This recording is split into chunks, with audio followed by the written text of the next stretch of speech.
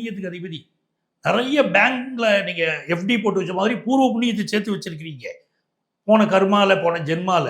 அதையெல்லாம் இப்போ வந்து உங்களுக்கு பயன்பட போகுது. நல்ல பண வருமானம் வரும். குறிப்பா பொண்ணு வச்சிருக்கிறீங்களா? உங்க மகளுக்கு திருமணத்துக்கு வரன் பார்க்குறீங்களா? வரன் ஃபிக்ஸ் ஆயிரும் இப்போ. இது எல்லாமே ரொம்ப நல்லா இருக்கும். இன்னொரு பக்கம் பாருங்க, சார் பொண்ணெல்லாம் இருக்குது சார், நான் கல்யாணம் ஆகலையே சார்ன்னு காத்துக்கிட்டு இருக்கேன் சார், வயசு ஓடுது அப்படிங்கிறீங்களா? டெஃபினட்டாக மேரேஜ் ஃபிக்ஸ் ஆயிரும். இது ரொம்ப அருமையா ஜூபிட்டர் வர்றாருல 2ஆம் இடத்துக்கு, அதனால வரக்கூடிய யோகம். எலிமெண்டரி ஸ்கூல் படிக்கிற பையங்க, மிதுன ராசி பையங்க, ஸ்கூலுக்கே போக மாட்டேன்னு வீட்டில் பிடிவாதமாக இருக்காங்க அப்படின்னா இனி சந்தோஷமாக ஸ்கூலுக்கு போவாங்க.